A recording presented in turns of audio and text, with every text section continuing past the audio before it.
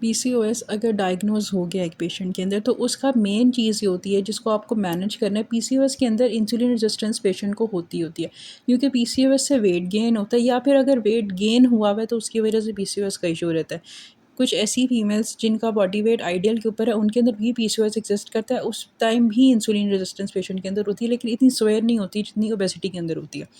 तो insulin resistance को manage करना है। अब इंसुलिन रेजिस्टेंस ये होती है कि आपकी बॉडी में इंसुलिन एक हार्मोन है, और वो इस तरीके से काम करता है, एज अ ट्रांसपोर्टर काम करता है, अपनी ऊपर जो है वो ग्लूकोज को बिठा के और सेल के अंदर उसको लेके जाता है, ताकि सेल उसको एज अ एनर्जी यूज़ कर ले। लेकिन जब इंसुलिन रेजिस्टेंस हुई होती है, तो आपके सेल के ऊपर जो रिसेप्टर्स हैं, यानी कि जो छोटे छोटे आप समझ लो कि ग्लू है, वो उस इंसुलिन को अटैच ही नहीं कर पाती। जब वो इंसुलिन को अटैच नहीं कर पाती, तो ऑब्वियसली ग्लूकोज आपकी बॉडी के अंदर नहीं जाता, वो आपके ब्लड में सर्कुलेट करता रहता है, और वह एज अ फैट्स आपकी बॉडी में स्टोर हो जाता है। एक चीज़। दूसरी चीज़ ये होती है कि वो ग्लूकोज़ जब आपके ब्लड के अंदर ज़्यादा होता है, तो जितना ग्लूकोज़ ज़्यादा होता है, उससे आपका ब्लड जो है उसकी जो वॉल्यूम है, या आप उसकी कंसिस्टेंसी जो का वॉल्यूम तो नहीं इंक्रीज़ होगा, उसकी कंसिस्टेंसी जो है वो बहुत थिक होना शुरू हो जाती है। जब वो थिक होती है, तो ब्लड जो है आपकी वेसल्स में से मुश्किल हो जाता है कि वो पास हो। इसीलिए पेशेंट्स को न्यूरोपैथी होना शुरू होती है, स्पेशली पेरिफेरल होती है, यानी कि हाथों और पैरों में, क्योंकि ये ऐसे बॉडी पार्ट्स हैं जो आपकी बॉडी से थोड़े दूर होते हैं। इनके अंदर न्यूरोपैथी आना शुरू होती है, यानी कि इनकी जो वेसल्स हैं, इनमें से ब्लड पास सही तरीके से नहीं होता। तो इसीलिए इंसुलिन को मैनेज करना, इंसुलिन रेजिस्टेंस को, उसको हम किस तरीके से मैनेज कर सकते हैं। नंबर वन ये कि हम मीठी चीज़ें नहीं खाएंगे। मीठी चीज़ें और जितनी आपकी जो शुगरी वो हैं, ड्रिंक्स आप वो नहीं पियोगे, कार्बोनेटेड बेवरेजेस हैं वो आप नहीं पियोगे।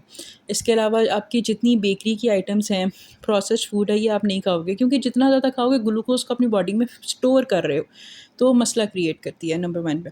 फिर इसके बाद सेकंड चीज़ पे, नंबर पे ये चीज़ आती है कि आप कार्बोहाइड्रेट्स कैसे लो, क्योंकि जितने आप कार्बोहाइड्रेट्स ले रहे हो, आपकी बॉडी के अंदर ग्लूकोज तो जा रहा है।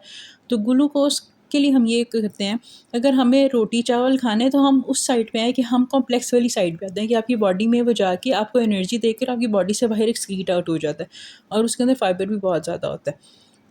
और आपकी बॉडी ये करती है बासवा कि अगर इंसुलिन रेजिस्टेंस हुई हुई है, तो इंसुलिन बनाई जाती है। जब इंसुलिन बहुत ज़्यादा हो जाती है, तब भी उसका फंक्शन नहीं हो रहा होता, क्योंकि सेल के ऊपर जो उसकी ग्लू है, जो रिसेप्टर्स हैं, वो काम ही नहीं कर रहे होते।